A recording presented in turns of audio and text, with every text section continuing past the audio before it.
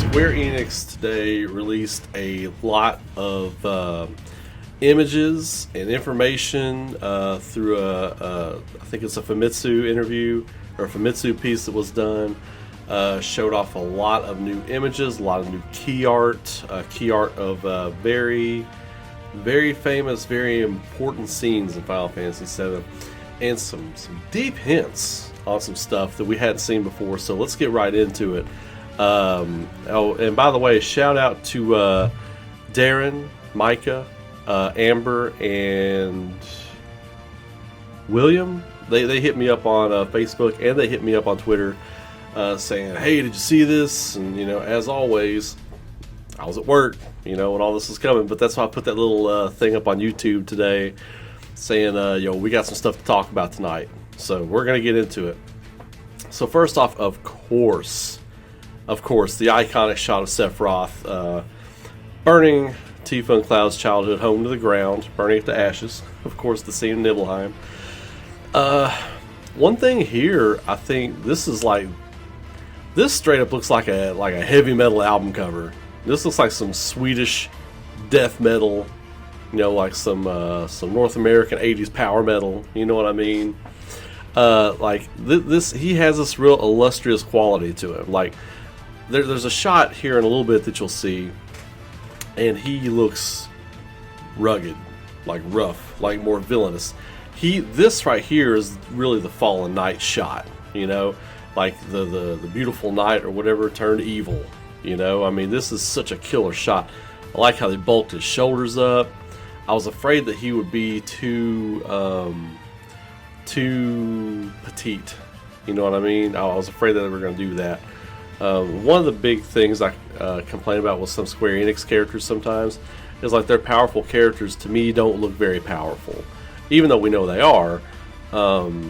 That's just one of my big takes on them. But I like how they bulked Sephiroth up. He's got some bigger arms. His shoulders are pumped up. He looks like a guy that can do some damage without the Masamune. So, rolling right along. I'm going to read some of this stuff too. It says, we have a lot of new images from Final Fantasy VII Remake to show you. These pictures reveal key information about the game, including a look at Aerith's combat prowess, a tour of some of the game's expanded locations, and a close-up with some of the key players in the story, including the brand new Roche.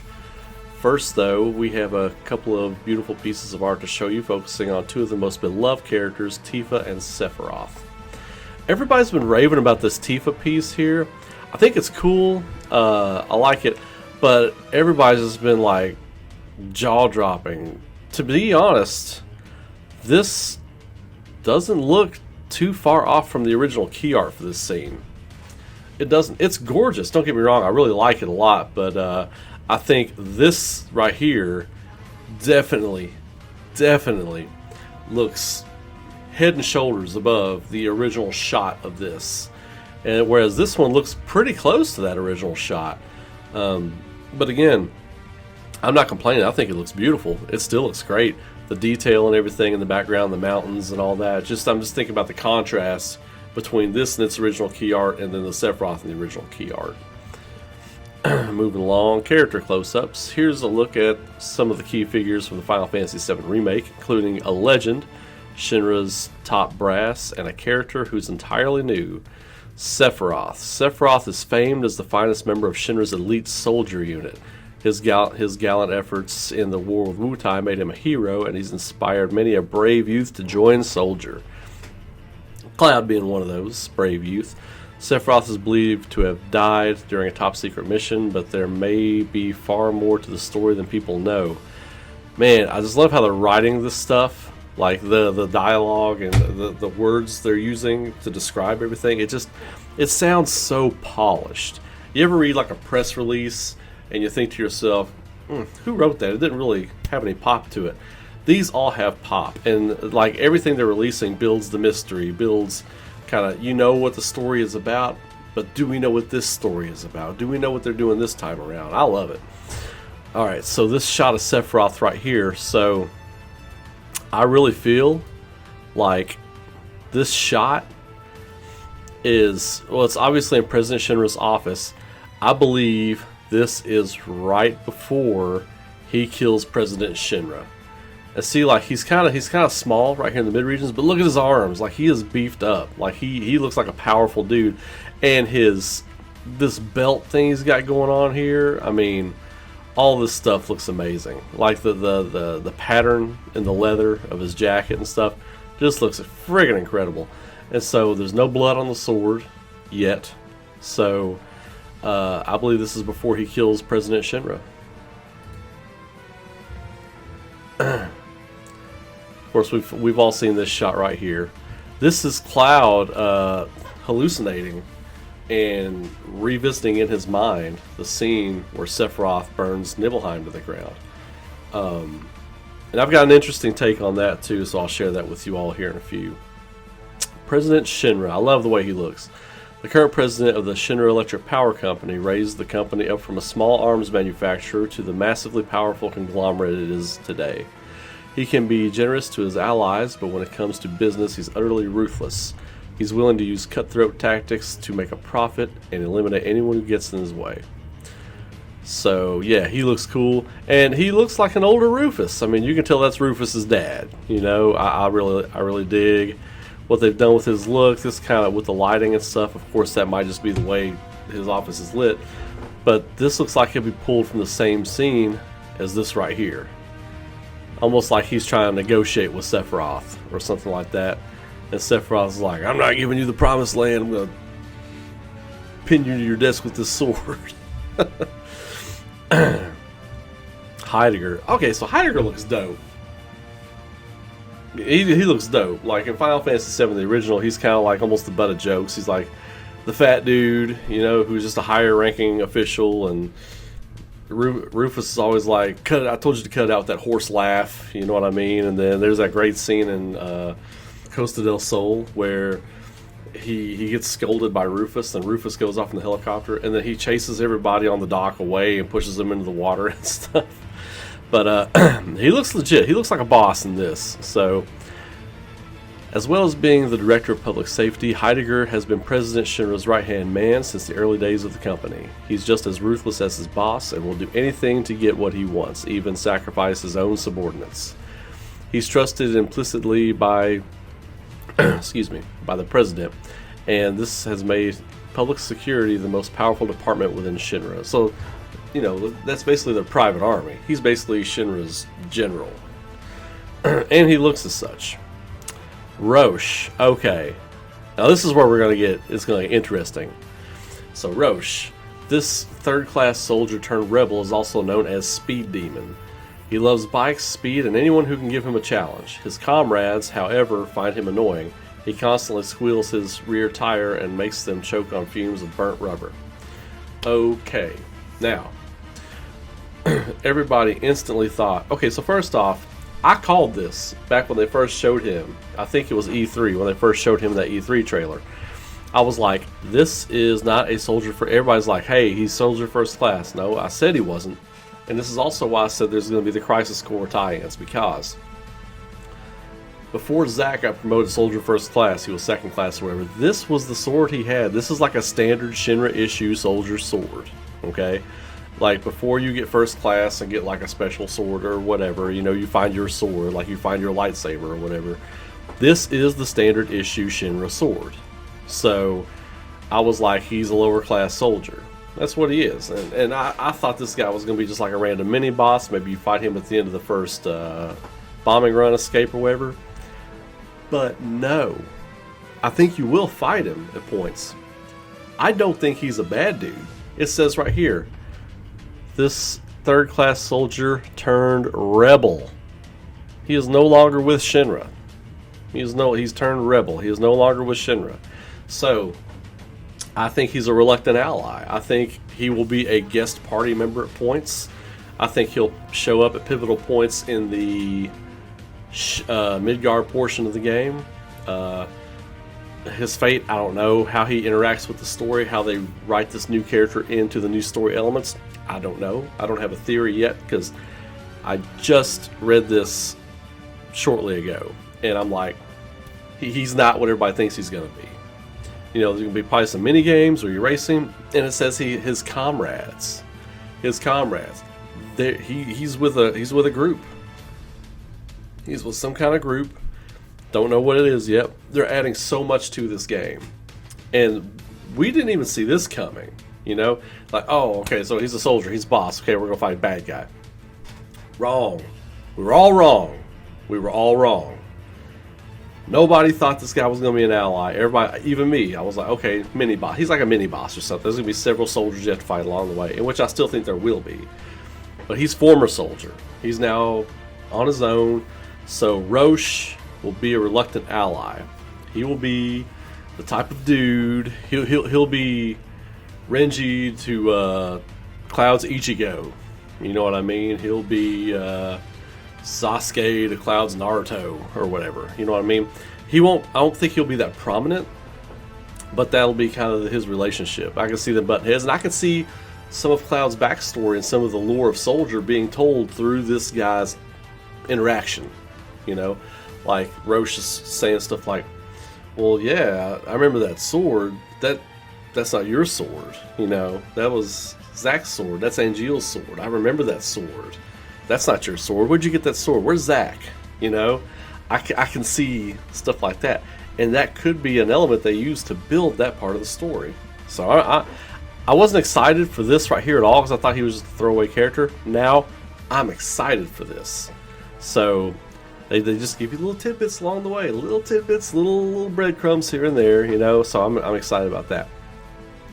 Aerith in battle. Yes, please. Let's do this. Okay, so now we're going to do some examining.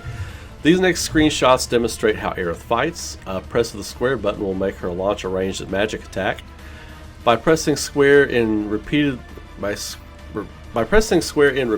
or holding the button, successive attacks can be unleashed. In addition, the number of targets hit will increase and attacks will cover a wider area.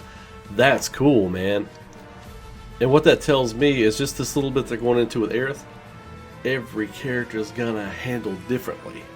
And we knew that to begin with, but to this depth, you know, like her combat is so over the top different than everyone else's combat. Tifa's combat will be so over the top different from how you handle Barret, who will be so over the top different from how you handle Cloud and Red 13 or Nanaki.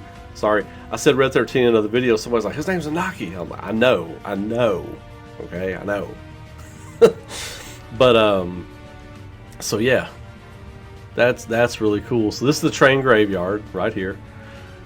Beautiful, beautiful shot. I love how you can see the night sky. You can see all the work they're putting into this. Look at the detail in the ground. The old hoses disconnected. The old this looks like some kind of scaffolding right here. It looks like some kind of watch point, you know. By pressing the triangle button, Aerith will unleash her unique ability, Tempest. Boom, right here, Tempest attack. Yeah, you can see the little marker over the triangle right there. Just looking at some of these stats over here. Some of the lights are on here in the train graveyard, which is pretty cool. Got some of the spiritual enemies and things like that. You can also charge the attack by holding the triangle button. At maximum range, it will explode repeatedly after it hits an enemy. That's cool. Man, I just want to play it now. I just want to play it now, man, you know? Alright, so. Really cool. I love how she's got the big old goofy boots. I know I commented on that in another video, but it just really shows like she's poor. You know, her and her mom, they're poor, you know? These are poor people's boots. You know, this isn't something like a young lady would be wearing out or whatever. No, it's like you gotta get what you can get what you can find and put it on, you know? Aerith's unique abilities. Soul Drain lets Aerith absorb MP from a foe. Fuck yes, man. Oh, man, this is great. This is great. That's exactly the kind of attack she kind of needs, you know, so she can just keep busting people with magic. As she specializes in magic attacks, using this skill will be a necessity in tough fights. Absolutely. Absolutely. Just fighting just randoms. No, that's Rude. Is that the Rude fight? Yeah, that's the Rude fight. Yeah, that's Rude right there. Cool. Cool. Yeah, this is when her and Cloud are trying to make their way. From the church back to her house. Lustrous Shield allows Aerith to summon a magical barrier, which will keep enemies at bay and block projectiles. What's more, any attackers who come into contact with the shield will take damage. Super dope. Super dope. Look at all the HP over here. I guess your HP climbs pretty quickly. But you know what? I mean, maybe not. Because here's the thing. We've got all of Midgar.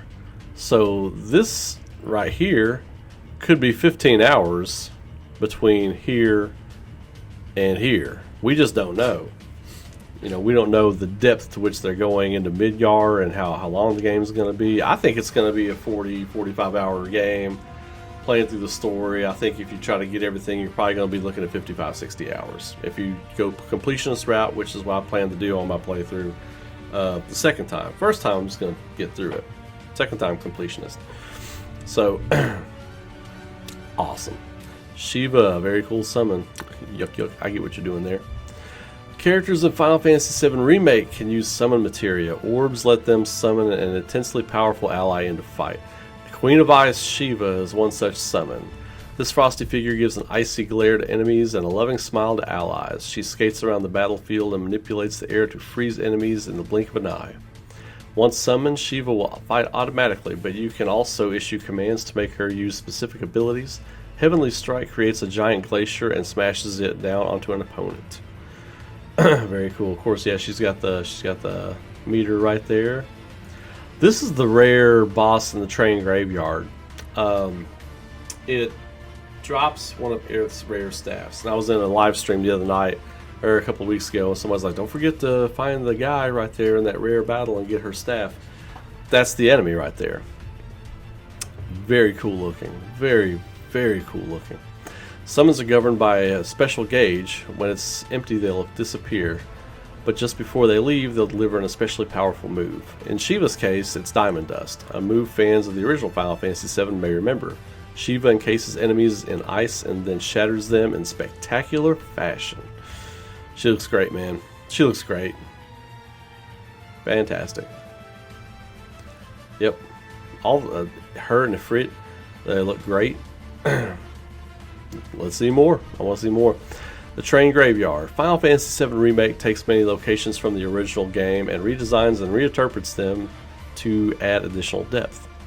The story is more detailed too, with more dialogue, story sequences, and a greater portrayal of citizens' lives.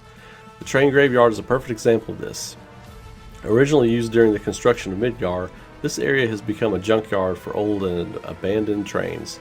Strong winds make the rusting carriages creak and groan, and odd high-pitched sounds echo over the area. That's awesome. Looks absolutely incredible. I don't even want to speculate right now on which way is Sector 7 Pillar and all this, because it may be miles from here. I mean, we don't even know. It still looks like it's still got the same maze kind of layout. So that's cool. They keep that intact. You may remember this location from the original Final Fantasy VII. In that game, there was no dialogue here, but in Final Fantasy VII Remake, characters will talk to each other as they explore the maze of wreckage. Okay, so yeah, it's a maze. Awesome. This just looks so good, you all. I mean, come on. This looks great. This is the most polished looking Square Enix game I have ever seen. Rightfully so. I mean, rightfully so. He's got a support materia and he's got a magic materia in there. The new game also adds a new story into this area with multiple event scenes. Awesome! Side quest. There's a side quest here. This makes sense that Aerith would be talking to one of these little ghost creatures or whatever, because she can commune with the planet. She's Cetra. She's an ancient. She can commune with the planet. She can commune with the planet, the spirits, and all of its beings. So it would make sense that she's peacefully talking to these ghosts right here. Maybe there's a side story or a special side quest in the train graveyard where you can bring peace to somebody or set someone's soul at rest. You know what I mean? Maybe it has to do with this thing right here. You know what I mean? Maybe this is like a little mini boss battle in here now. Maybe they really amped it up a little bit. But yeah, that makes total sense to me why she'd be able to you know, care for and communicate with these things.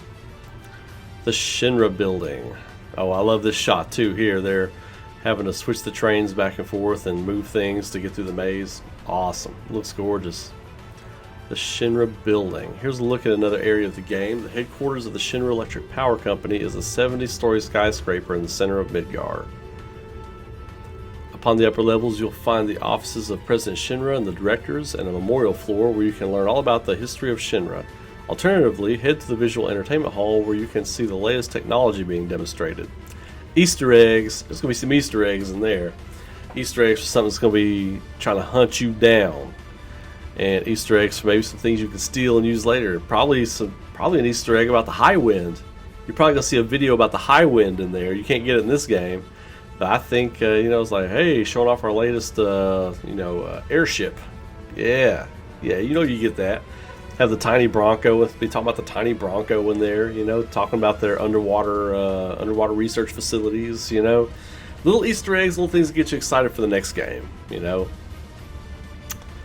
course, the first thing you'll see is the expansive entrance. The entrance looks so great. This all looks fantastic. There's the truck everybody piles into to escape from the building. That's not the Hardy Daytona back there, but that is a bike. And there's that shot from the E3 trailer where I said, hey, when Tifa's doing the monkey bars climb across the top of that building, I was like, this building looks more high-tech. I bet that's in the Shinra Building. Boom, right here. All this little gadgetry and stuff right here. This right here. That's what Tifa is. That's what she's doing the monkey bars crawl on right there. There's going to be some kind of mission where you have to stealth through here with Tifa. So boom, yeah, that was accurate. That's in the Shinra Building. So they have shown us gameplay from the Shinra Building aside from Cloud just running by the stuff. That Tifa gameplay where she's by herself doing the monkey bars, that was in the Shinra Building. So that's what I thought. It looked like it might be the case. Let me get back down here. Yeah, right here, the break room area. This is really cool. Need to unwind? Why not head up to the relaxation floor? Yep, that's cool. It's like working for Google. You know what I mean? I'm not comparing Shinra to Google. I'm just saying. It's like that's some cushy lounge area. Trying to see if there's any Easter eggs in here, and I see not any. So, keeping on. We hope you enjoyed this latest look at Final Fantasy VII Remake. The game launches March 3rd, 2020. Just a few months to go. See, they already know. They already know we're ready. So yeah, I mean, that's awesome. That is awesome. Yep. So I mean, what do you all think about that? I'm thinking I'm ready. I think there's a lot of cool stuff to unpack in there, and I encourage you all to go look at that stuff too and find some things maybe I missed. Just a quick glance over for me, checking everything out on that. I really thought it was a really cool look, a really cool take on what's going on, and the most interesting thing to me is the Roche character. He's an actual character, not just a throwaway mini boss that you dispatch after a mission. He is going to be a reluctant ally. I think he will be a guest party member. They've talked about guest party members. Jesse Biggs and Wedge will be guest party members in the game. They confirmed that on Twitter. I'd make a video about it because I'm not gonna make a video about every little thing that happens. I'll store some things. I'll get my take on it and think about it, and then let you all have it in 15 to 20 minute chunks. But anyway, I really hope you all enjoyed that breakdown. I like doing this stuff for you all. And until the next video, you all keep rocking. And I'll catch you all next time. Appreciate it.